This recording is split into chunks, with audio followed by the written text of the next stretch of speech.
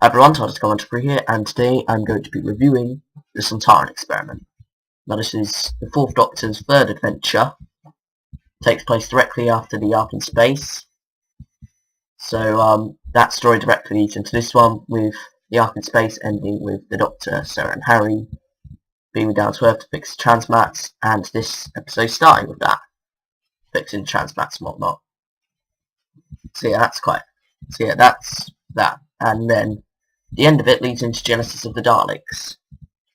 So yeah, it's kind of like got this continuous adventure going, which was present throughout the first season of Tom Baker, and I think half the second one as well kind of follows that pattern. And it all kind of like connects into this continuous adventure, which is quite nice. Quite a nice idea. So there's that, which is quite interesting. Now the story itself is only 2 parts, so it is the shortest of Tom Baker's episodes. Majority are 4 parts, and then I think there's about 5 6-part ones.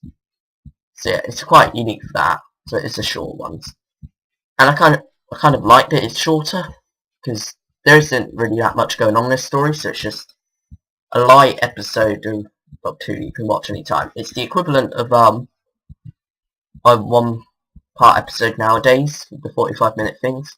But I think in this it works better because it's got the pacing of the classic series still with it. So yeah, that's quite interesting. It also, obviously by the name, features a Sontaran. Well, 2 Sontarans technically. So yeah, this time you've got Field Major Steyer, and then a Grand Marshal who I think was unnamed. And the Grand Marshal really appears for a little bit. The main one is Field Major Steyer, and he is played by Kevin Lindsay, I think that's how you pronounce it, who also played Commander Lynx in previous Sontaran story, The Time Warrior, which was also Sarah Jane's first story, and she is of course in this one. So it kind of gives that interesting link between the two, and it provides a nice scene with between Sarah and Steyer. I like getting the two confused and whatnot. So yeah, there's that. Now Sontarans, I think this portrays Sontarans quite well. I think, this story and The Time Warrior are probably the best portrayals of the Sontarans in the entire history of Doctor Who. Then you move on to the Invasion of Time, where they begin to drop. The 2 Doctors, they do pick themselves up again a bit, but I don't think they return to the level that they were here. And then the new series, they went a bit over the top with them in the Sontaran 2-parter in the new series of series 4. And well, I think they were mostly fine in that one. They were a bit over the top and whatnot, and they weren't at their best. But, I think in terms of the new series, that was a good 2-part episode. But then since then, they've just become a big joke, to be honest. I think it's taking the threat out of the villains, which they do a lot in the new series. And most of the monsters, especially the Cybermen, they just cannot get right for some reason in the new series. Silurians are the same and whatnot, and it's quite sad, really. And it makes me a bit tentative about what monsters they should bring back into the new series. But anyway, enough about that. So now let's talk about this episode. So yeah, as I mentioned, 2-parter, it's got good pacing in it, I think. It's got quite good pacing. And the robot, I know people say the robot is quite bad, but to be honest, I think we've seen worse in Doctor Who. I like the non-human nature of it. It couldn't do as much as it probably should have done to make it feel threatening and whatnot. But I think what I do like is that it's not got any human features. It's totally alien, which makes it quite good. So yeah, all the characters get good stuff to do here. I mean, the Doctor, Sarah and Harry each have their own good amount to do. Now of course there is the story behind the scenes that Tom Baker did break his collarbone, and I think you can actually vaguely hear something if you listen hard enough and you know what to listen for. in that scene where Steyer knocks him down. And yeah, so he had to do the rest of this story. What's it called? It was okay because it's only a collarbone, which is the fastest healing bone in the body, and it was fairly easy to mask up, I guess. But so it's not too bad.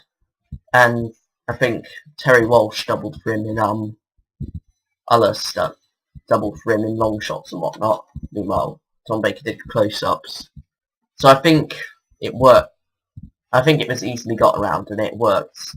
The final fight may have been a bit better, but I guess we'll never know. And to be honest, I'm not sure. But if you don't know that fact, I'm not sure how well you'll notice it, because I knew that fact before I saw this story for the first time. So I can't really comment on whether you notice it or not first time watching. But yeah, I think if you don't look too deeply into it, then you won't really notice it. So yeah, there's that. I think Steyer himself in this is good, and you also get some quite gruesome ideas in this, and it really does portray the Sontarans as quite ruthless. Because I mean, there's one scene where basically you've got a one of the GalSec colonists is chained up, and yeah, I think and whatnot. And Harry's trying to help him, but he eventually dies anyway. I think that's quite a sad scene. I think Harry gets quite a decent amount to do here as well, especially when there's the possibility to him that Sarah and the Doctor have died, and he does kind of get quite angry with Steyer for a bit, and I think that's good because his character often didn't get enough to do, I feel. I think Ian Marter was a great actor for him, but I think sometimes his character did get a bit cut short. So, yeah, there's that. And then, going back to the bit about Steyer's experiments, there's kind of like the thing where he's talking about the immersion in fluids and whatnot. And that was, you can't really fully hear what he's saying, because it's just in the background, but it is quite gruesome idea and whatnot. So yeah, I like that. I like that kind of portrayal of the Sontarans as this ruthless alien race. So yeah, there's that. This plot itself is the real weakness of this story. It does let it down quite a bit.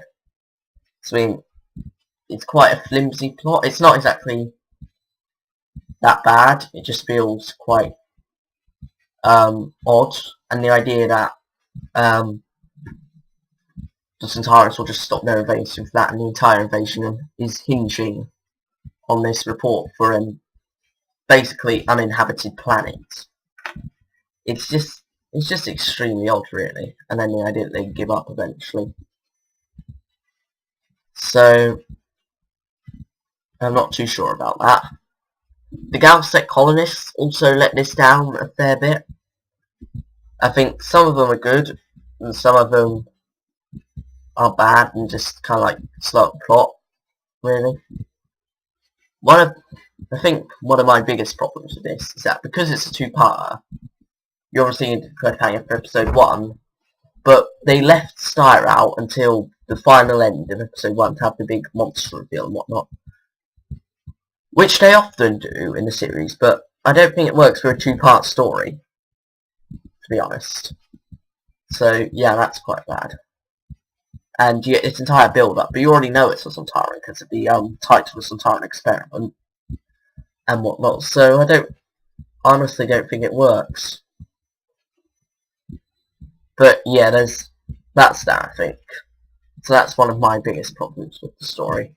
But for the time that Steyer is in this, the story is great. It's just that first episode is a bit it's not bad, it's just the lesser of the two parts. So I think that's pretty much all I've got to say about this. Now, for the rating, conclusion, it's a good story. For the rating, I think I'll either go 7 or 8, somewhere around there. I think probably 7. it is a story by two halves in many ways. But overall, it's not a bad story at all. I think it's definitely one I recommend watching. So, yeah, I think I'm going to end off there. Thanks for watching this review. Next week's review will be The Edge of Destruction, the first Doctor story. So yeah, thanks for watching, everyone. And I'll see you all next Saturday. Bye, everyone.